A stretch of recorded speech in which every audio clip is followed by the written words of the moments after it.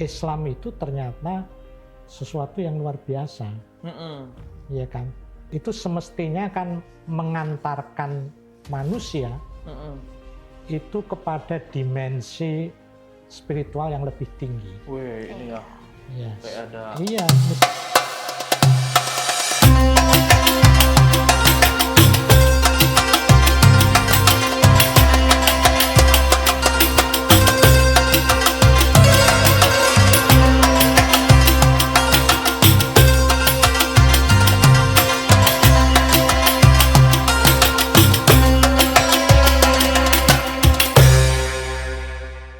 Assalamualaikum warahmatullahi wabarakatuh.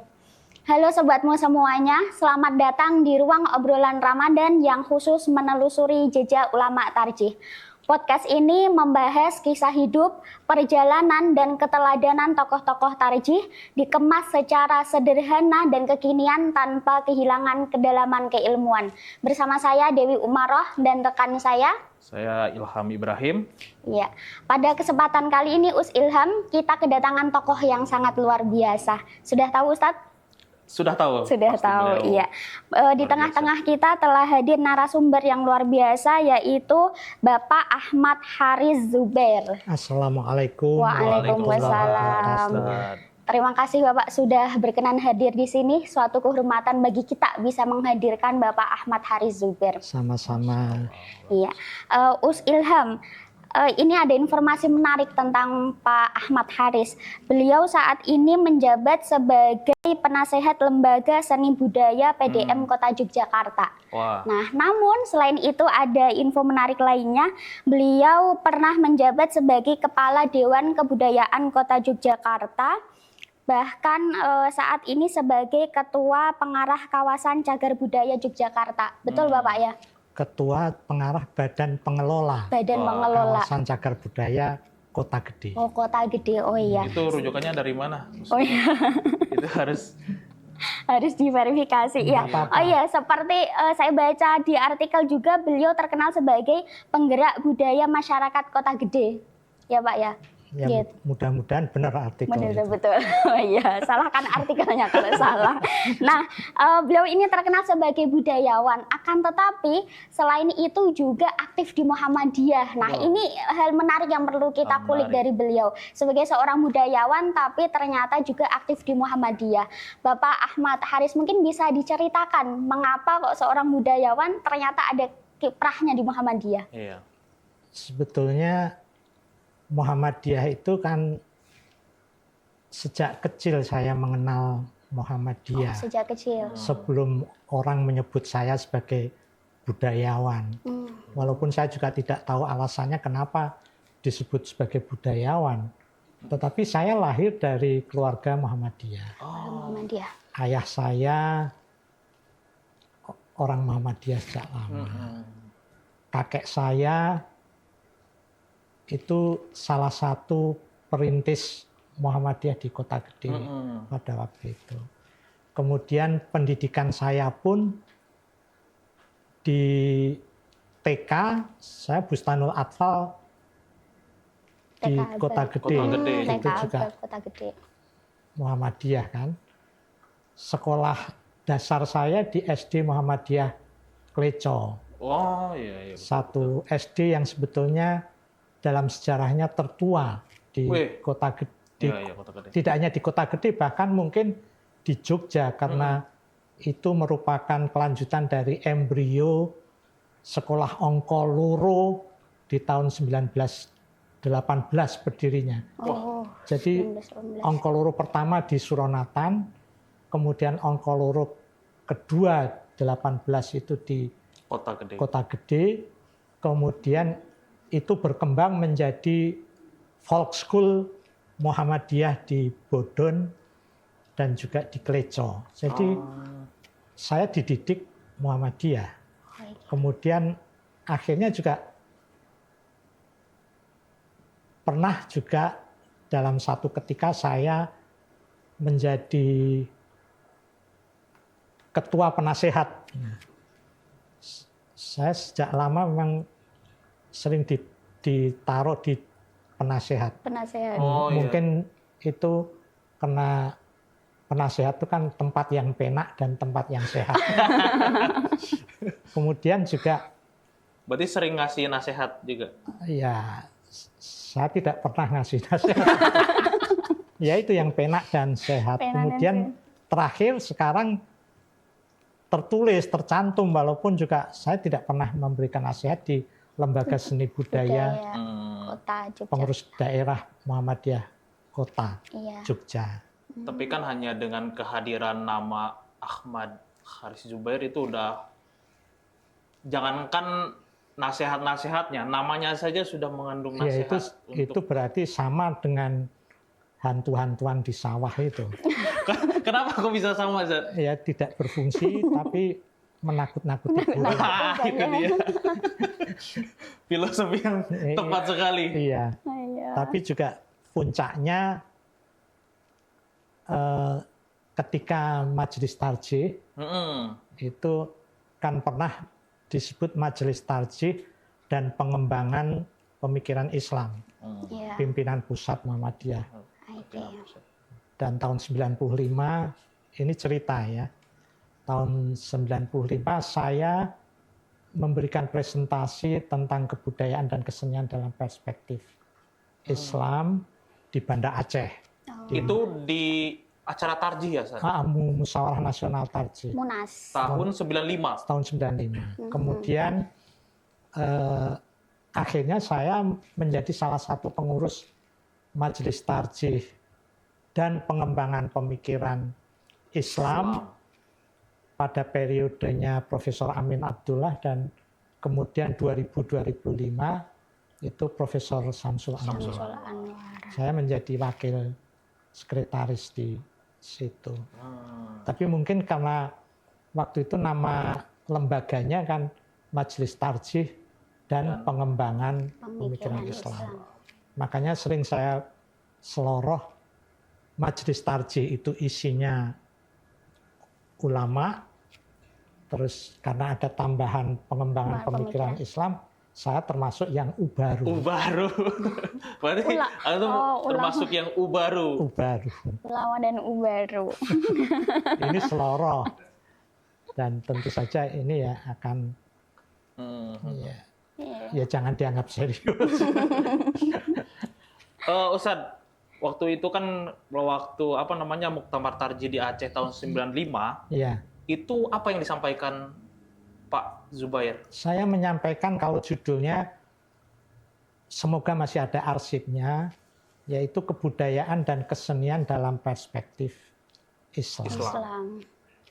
Loh, kalau dalam perspektif Islam berarti Pak Haris Zubair bukan ubaru dong? Harusnya ulama juga ini. Ya itu sebuah judul yang karena disampaikan di Munas Tarjih kan harus ada eksplisit Islamnya. Tapi tentu sebagai ubaru ya saya lebih banyak membahas aspek budayanya. aspek mungkin. kebudayaan. Ternyata apa tuh kesimpulan dari apa yang pernah Pak Zubair sampaikan itu? Ya ini sambil mengingat-ingat ya karena itu ternyata sudah 31 tahun yang lalu. Iya betul. Itu tahun 95, jujur saya baru lahir. Oh makanya, iya, saya sudah ada. Iyalah. Makanya presentasi. Jadi begini, waktu itu saya memiliki pikiran begini. Dalam hidup manusia itu kan sebetulnya ada keniscayaan. Keniscayaan itu mungkin kalau dalam bahasa agama kita sebut takdir yang tidak tertolak, yang sesuatu yang nggak bisa menolak, tidak bisa menolak dan juga sebenarnya tidak bisa meminta. Yang pertama tentu kelahiran dan kematian kita. Seperti tadi Ilham mengatakan 95 belum lahir. Kan nggak bisa menolak. Kenapa waktu itu belum lahir? Iya, padahal saya pengen ketemu Ustadz Zubair di Aceh. Nah, itu kan sesuatu yang nggak bisa ditolak. Kemudian asal usul. Kemudian antara lain juga orang tua. Lingkungan tempat kita dilahirkan. Tempat di mana kita nanti akan meninggal. Akan pulang ke hadiratnya. Kemudian juga bahkan jenis kelamin, wajah, bahkan juga apa yang kita sebut dengan kemampuan-kemampuan yang lain, itu sesungguhnya bahkan juga bisa kita katakan agama ataupun keyakinan keimanan kita sebenarnya juga bagian dari keniscayaan itu. Oleh karena itu dalam kehidupan manusia itu sebetulnya kita dipengaruhi oleh 3 hal. Ya. Yang pertama kebudayaan, kemudian yang kedua itu adalah pengetahuan kita, kemudian yang ketiga adalah agama. Nah sehingga dalam perjalanan kehidupan itu sesungguhnya 3 hal itu, agama, kemudian ilmu, pengetahuan, kemudian juga kebudayaan, itu sebelum kita memahami, sebelum kita juga mendapatkan pengalaman-pengalaman kehidupan, kita nggak bisa begitu saja menghadapkan ketiganya secara konfliktual. Oke. Jadi misalnya begini, kebudayaan dimanapun, karena orang tidak bisa memilih tempat lahir, Ya. lingkungannya dan sebagainya, kita tidak bisa mengatakan kebudayaan ini lebih tinggi daripada yang lain. Iya, betul. Kemudian kemampuan keilmuan, kemampuan pengetahuan. Kita tidak bisa mengukur pinter bodohnya seseorang itu dari satu standar saja. Misalnya Ilham pinter matematika, Umaroh misalnya pinter ngelukis. pinter melukis. Kita tidak bisa mengatakan bahwa Umaroh bodoh, Ilham pinter. Betul. Dari satu ukuran saja. Sebab Tuhan memberikan kemampuan manusia itu pinter semua, tetapi kepinterannya Berbeda-beda. Kemudian agama, nah ini paling sensitif. Iya, betul. Agama seringkali memang sebagai penganut agama, kita merasa bahwa agama kita adalah sesuatu yang paling ultimate, ya, paling benar. Paling benar. Dan itu bagian dari. Tetapi kita tentu saja tidak bisa begitu saja misalnya mengatakan kamu sesat, kamu salah, dan sebagainya. Ilmumu salah, kebudayaanmu keliru, dan sebagainya. Sebelum kita memahami ini. Sehingga akhirnya kita lihat ternyata pada waktu itu saya mengatakan Islam itu ternyata sesuatu yang luar biasa. Iya kan? Sebab bagaimanapun juga ketiga hal itu, baik agama, keilmuan, atau agama, itu semestinya kan mengantarkan manusia itu kepada dimensi spiritual yang lebih tinggi. Wih, ini ya. Yes. Kayak ada. Iya, misalnya kebudayaan.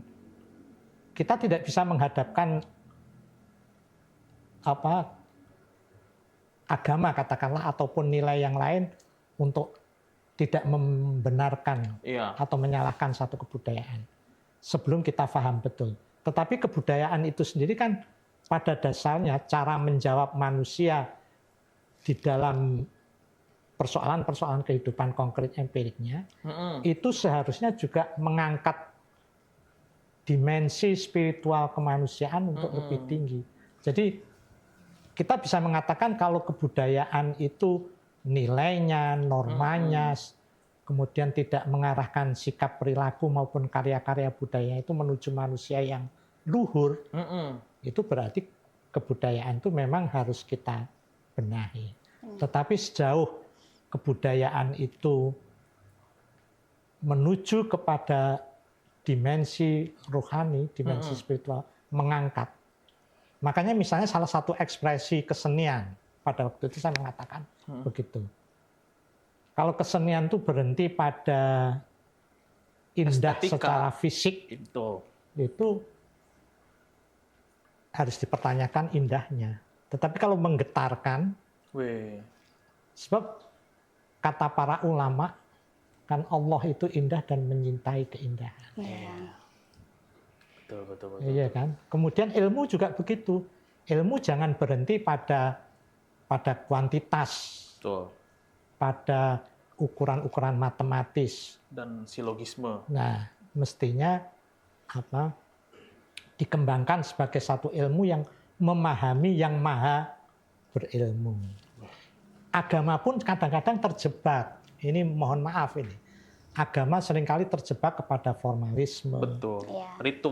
Ritualistik. Dan berhenti pada ritual, kemudian bahkan pada baju, bahkan pada identitas fisik, Simbol-simbol. tidak membangun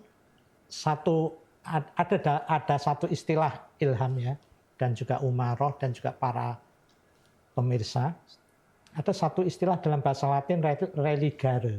Religare itu yang kemudian diturunkan menjadi religiusitas.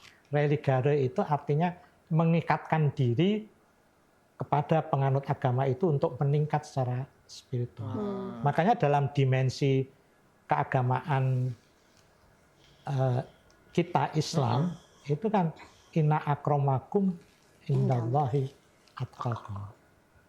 Bahwa kemuliaan di sisi Allah itu ya dimensi spiritualitasnya. Wah, yaitu ketakwaannya. pembahasannya sangat dalam sekali ya, Ini- sobatku sekalian.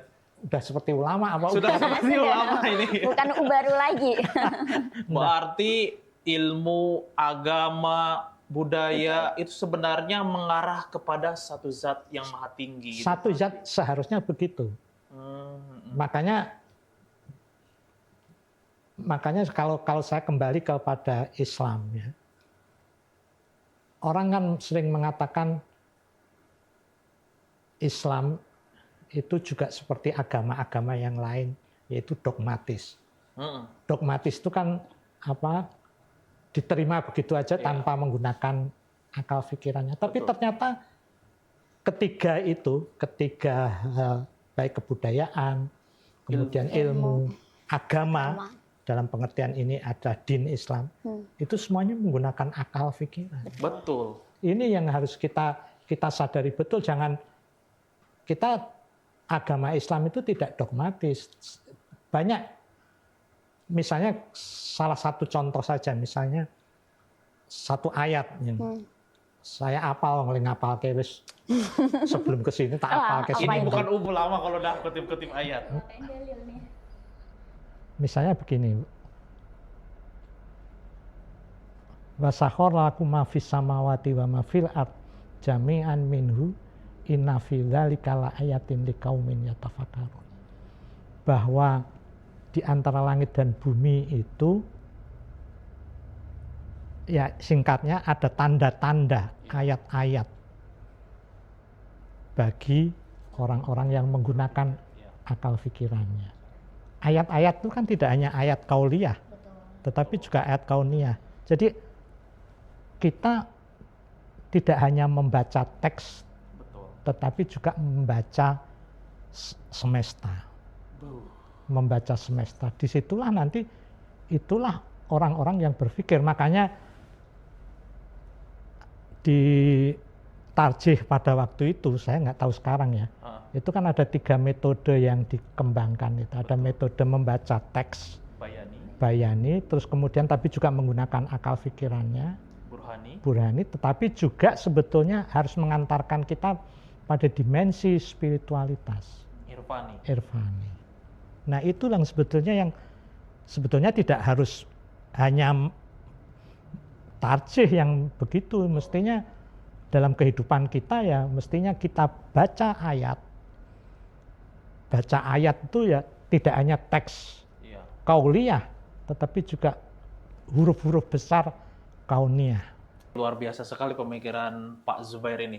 Bisa digambarkan nggak Pak Zubair, waktu Pak Zubair itu mempresentasikan tentang itu, kemudian suasana audiens muktamar atau munas tarjih itu seperti apa? Wah, saya 30. Mungkin bisa diingat-ingat ya lagi. Saya waktu itu ya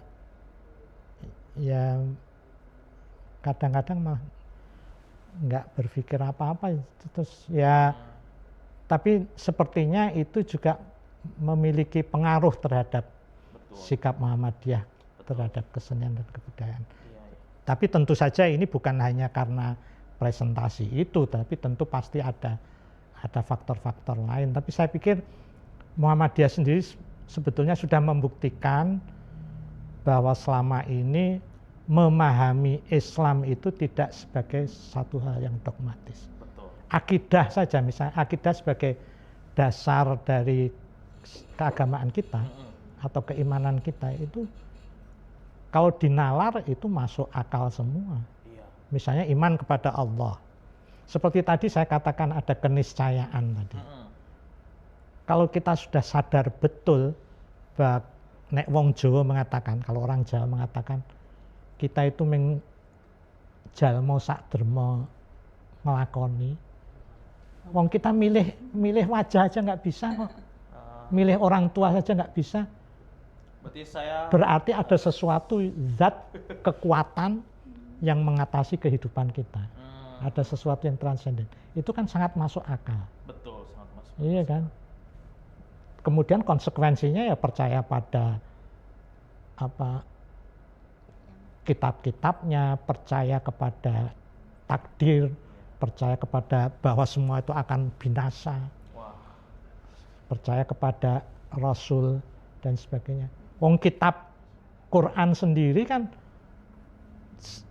dalam Quran kan tidak hanya untuk dibaca saja kan.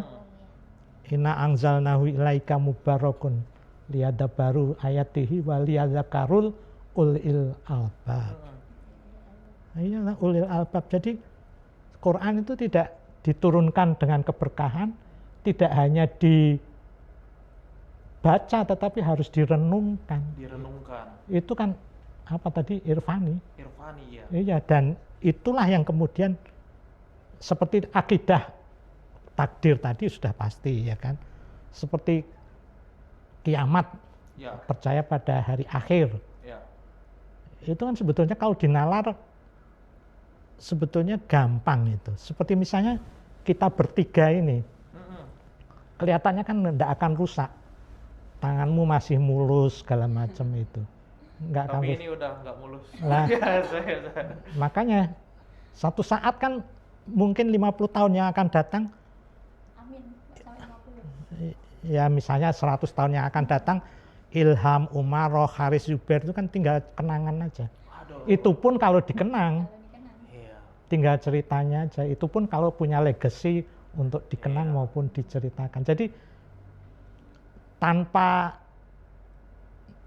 nalar yang kuat pun sebetulnya akidah percaya iman kepada hari kiamat itu sesuatu yang tidak semata-mata dogmatis. Jadi menggunakan akal. Makanya sebetulnya kita tidak boleh dalam beragama itu berhenti pada teks. Betul. Sebab Quran itu sendiri kan penuh bahasa simbolik yang harus kita, makanya perintah menggunakan akal pikiran, terus istilah ulil albab, kemudian juga orang yang tidak beragama itu digambarkan oleh Quran sebagai orang yang sudah terkunci seluruh potensi kemanusiaannya.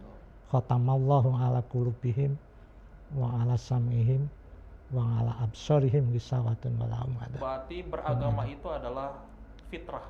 Fitrah, keniscayaan, tetapi juga sebetulnya jangan lupa menggunakan akal pikiran.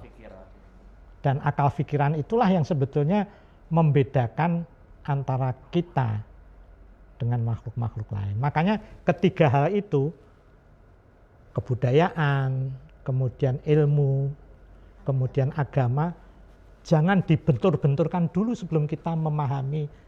Sebab ketiga-tiganya sebetulnya memiliki tugas atau diberikan, dianugerahkan dalam kehidupan kita sebagai bagian dari ikhtiar manusia, sebuah proses, dan harus membangun kesadaran bahwa kebudayaan, termasuk kesenian dalam hal ini, kemudian keilmuan kita, agama kita itu mengantarkan kita pada dimensi spiritual. Iya, betul. Sebab takdir kita sendiri kan fisik, jasmani, raga, itu kan makin lama makin rusak. Iya. Semua yang ada di dalam diri kita temporal semuanya. Temporal termasuk gedung ini. Gedung ini percaya nggak? Harus percaya. Satu saat barangkali ini akan patah dengan tangan. Iya, mungkin ini jadi kuburan Usuma Nah. atau jadi lapang futsal ya kan? Disitulah sebetulnya makna dari Lapangan pedal. ini. Tetapi kemudian ada ekspresi dari akidah itu ya ritual. Iya, betul. Ritual. Tapi tentu ritual itu tidak berhenti pada Ritual ajar, formalistik saja, Iya. tapi ada juga dimensi gitu. akalnya. Oke, Ini Bu. ngobrol-ngobrol Iya. apa ya? Ya, Ustaz. Kembali lagi. Tadi disampaikan tahun 95 presentasi di Aceh, begitu Ustaz. Dan itu posisinya Ustaz sudah masuk sebagai anggota MTTPP, pimpinan pusat? Belum, Belum. tapi sudah sering diajak diskusi. Oke. Sering diajak diskusi oleh teman-teman. Waktu itu kalau tidak salah ingat ketuanya masih Profesor Asmuni Abdurrahman. Oh, Pak Asmuni. Iya, betul. Pak Asmuni Abdurrahman, saya diajak untuk berdiskusi tentang kebudayaan, tentang itu. Nah, saya ya sebagai ya itu ya terus Sebagai inilah pandangan ahli budaya. Betul. ya nggak Karena kan di Muhammadiyah itu biasanya ketika Munas Tarjih itu kan ada seminar yang menghadirkan para pakar. Betul. Itu untuk untuk menggambarkan bahwa kita juga bukan hanya sisi bayaninya yang Iya. ditonjolkan, tapi juga ada sisi burhani dan Iya, saya irfan. kira itu juga satu metode yang cukup menarik, bayani, burhani, irfani itu. Sebab saya kira memang membaca teks. Tapi mohon maaf, saya tidak hanya menerjemahkan teks itu, teks dalam arti kauliyah itu. Tetapi juga apa yang terjadi alam ini, dalam kehidupan ini, juga ayat-ayat. Makanya Iya. berkembang kebudayaan juga. Seperti misalnya salah satu contoh, orang yang lahir di hawa dingin, itu kan tidak bisa menolak. Iya. Tidak bisa menolak, kok aku lahir Iya. untung kita lahir di Indonesia. Iya, yang Kalau tropis. lahir di Eskimo misalnya, Di Greenland di misalkan. Greenland misalnya, itu kan akhirnya mengembangkan satu ikhtiar untuk bagaimana kita bisa survive Iya. dalam kehidupan. Makanya ada baju yang tebal, kemudian pemanas, Betul. dan sebagainya, yang kemudian akhirnya itulah berkembang menjadi kebudayaan. Kalau hasil karya dari budaya itu, kebudayaan kan juga ada nilainya, ada pandangan hidupnya, ada norma, ada sikap perilaku, ada karya-karya budayanya. Itu kan tidak berhenti pada sesuatu yang fisik, Iya. harus mengantarkan kita pada dimensi kerohanian. Ini luar biasa sekali, Ustadz Zubair ini. Seperti sufi sebenarnya, Ustadz, daripada ulama. Ya, itu kan kamu aja yang bilang gitu. Oh, iya, iya. Seperti ya, suluknya sudah terlalu dalam ini. Mungkin udah merasakan segala manis pahitnya kehidupan. Berarti kamu mau bilang setelah tidak langsung aku udah tua gitu. Sudah pakar maksudnya Sudah Ustaz. pakar sekali. Pakar, iya. Oke, kembali lagi tadi Ustaz. Jadi sudah banyak berinteraksi dengan tokoh-tokoh tarjih begitu guys di tahun 95, kemudian akhirnya masuk ke menjadi anggota bahkan pimpinan harian dari Majelis Tarjih Pimpinan Pusat. Selama menjabat sebagai anggota Majelis Tarjih, Ustaz, ada kesan tersendiri nggak ketika bergabung di sana? Ya saya merasa banyak belajar. Jadi saya justru orang yang harus diakui saya itu awam. Dalam hal-hal agama itu sebetulnya Wah, tidak awam, Ustaz. awam. Kalau saya lihat penjelasan jenengan tadi sudah dalam sekali. Ya, coba saya teruskan dulu ya. Oke. Tapi saya banyak belajar, misalnya dari Profesor Amin Abdullah, kemudian juga ada Pak Fahmi Muqaddas, Wah. kemudian juga saya juga belajar banyak dengan Pak Hamim Ilyas yang sekarang kalau tidak salah jadi ketua. Jadi ketuanya. Iya, makanya Pak Samsul Anwar. Dan saya berinteraksi dengan tokoh-tokoh yang memang luar biasa, sehingga saya merasa bahwa 10 tahun Di Majelis di Tarjih. Majelis Tarjih itu saya mendapatkan banyak ilmu yang luar biasa, memperoleh kemanfaatan interaksi sosial yang luar biasa. Apalagi pada waktu itu metode Bayani, Burhani, Irfani itu kan Profesor Amin Abdullah Iya. kelihatannya Beliau yang paling mengadvokasi supaya Iya. diformalkan di Muhammadiyah. Iya, dan saya pikir itu juga sebetulnya setelah saya amati, setelah saya rasakan, itu sesungguhnya bisa kita kembangkan dalam skala yang lebih luas dalam kehidupan kita. Membaca teks Apapun. apapun, teks apapun, kita kadang-kadang terpaku pada teks saja. Betul. Tidak berhenti pada teks, padahal teks dalam arti tertulis loh ya. Ya, Tapi kan kita punya nalar, kita punya pikiran, kita punya nurani, punya sesuatu alat yang seharusnya tidak berhenti pada Apa yang disampaikan apa yang teks. disampaikan teks. Sebab di samping teks tertulis, kita sebetulnya diajari oleh alam ini satu teks luar biasa. Seperti misalnya kun fayakun. Istilah kun fayakun itu kan jadilah maka jadi. Jadi. Itu kan seolah-olah kita menafsirkan ada proses ujuk-ujuk. Ya. Oh iya. Apa ujuk-ujuk itu bahasa? Tiba-tiba, mendadak, sesuatu tanpa Muncul. Padahal kalau kita belajar dari teks semesta yang kita sebut, yang tadi ada wasakhara lakum ma fis samawati wa ma fil ardh jami'an minhu inna fi dzalika la ayatin. Kan Tafakkar. sunatullah itu tidak ada yang ujuk-ujuk. Betul. Betul sekali. Iya. Bahkan Misalnya kalau kita penciptaan menanam biji mangga misalnya, untuk tumbuh menjadi pohon mangga yang besar, itu kan tidak ditanam kemudian kun fayakun tiba-tiba Jadi besoknya pohon. sudah jadi pohon. berbuah. Tetapi harus ada proses menanam kebaikan. Pupuk itu ditanam di tanah yang subur, kemudian diberi pupuk, disirami, sedikit demi sedikit akan menjadi pohon yang besar. Makanya ini ngobrol ringan ya, Mak Ilham dan juga Iya. Umaroh. Misalnya kalau saya tanya, mudah-mudahan ini konteksnya masih dalam hal ini ya. Kalau saya tanya, Umaroh percaya nggak pada kemahakuasaan Allah? Percaya. Percaya. Saya percaya sih. Percaya. Makasih. Allah Maha Kuasa tidak menumbuhkan biji mangga yang di tanah gersang lebih subur daripada biji mangga yang ditanam di tanah subur, diberi pupuk, disirami. Secara logika sih harusnya yang di tanah subur yang lebih bagus. Secara sunatullah pun begitu. Iya, betul. Sebab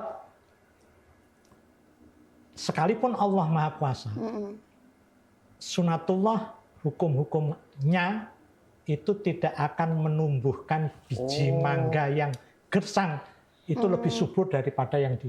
Sebab kalau ini orang akan merasa, loh kok kebenaran Allah dikhianati oleh Allah. Oh, paham saya. Berarti apa? Itu satu pelajaran kehidupan bahwa kalau kita ingin memetik buah kebaikan harus menanam kebaikan. Kebaikan dulu. Tapi kadang-kadang kan kita sebagai manusia itu melawan Hukum Allah. hukumnya. Sunatullah. Ingin kaya tidak mau kerja, tetapi malah mohon maaf korupsi, malah jambret, malah mencuri dan sebagainya. Allah saja yang Maha Kuasa tidak menumbuhkan biji mangga yang di tanah gersang itu lebih subur, kok kita manusia mau. Disitulah sebetulnya konsep irfani. Wah, saya dapat pencerahan. Jadi kun fayakun itu tidak terbebas dari sunnatullahnya. Iya, makanya disitulah burhani itu dijalankan. Wah, ini memang benar-benar ulama, bukan Iya. ubaru atau yang lain kayak. Ya, Tinggal ditambahi Kiai Haji kayaknya ini. Cocok nggak Pak Zubair? kelihatannya kurang. Iya. Saya sehari-hari tidak pakai peci, Oh, iya? malah pakai topi koboi. Oh, malah tapi kok. Khusus datang ke sini ya pakai kopi ya. Iya. Tapi Baik. luar biasa sekali. Iya, iya. Menarik sekali pemaparan yang disampaikan Pak Ahmad Zubair. Ahmad Haris juga. Pak Ahmad Haris Zubair, mohon maaf. Kita memasuki ke segmen tanya jawab singkat, Ustaz. Ya. Spontan tanpa perlu berpikir, nanti hanya perlu memilih antara A atau B. Oke. Gitu ya. Baik, yang pertama, majelis tarjih atau lembaga seni budaya? Lembaga seni budaya, Dosen atau budayawan? budayawan, Menulis atau melukis? menulis, Menulis. Baca filsafat atau antropologi? filsafat, Laut atau gunung? gunung, Pameran seni atau seminar? pameran seni, Kopi hitam atau teh tawar? teh tawar, Teh tawar. Isai atau puisi? puisi, Bahasa Jawa atau bahasa Indonesia? bahasa Jawa, Bahasa Jawa. Pertanyaan terakhir, Muhammadiyah atau NU? Aduh. Muhammadiyah. Oh, boleh. Boleh. Berarti dua-duanya ya, San? Iya, Iya. ada tradisi-tradisi NU yang bagi saya malah justru menggetarkan. Menggetarkan. Wah. Jadi Muhammadiyah atau Muhammadinu. Muhammadinu, Mas. Ya baik, sekali lagi terima kasih kepada Pak Ahmad Zubair sudah berkenan hadir di sini, dan bagi pemirsa Sobatmu semoga banyak sekali pelajaran yang bisa didapatkan dari cerita kami bertiga tadi. Sekian podcast kami pada kesempatan kali ini. Saya Dewi Umaroh dan rekan saya. Saya Ilham Ibrahim. Sampai bertemu di podcast selanjutnya. Wassalamualaikum warahmatullahi wabarakatuh. Waalaikumsalam warahmatullahi wabarakatuh.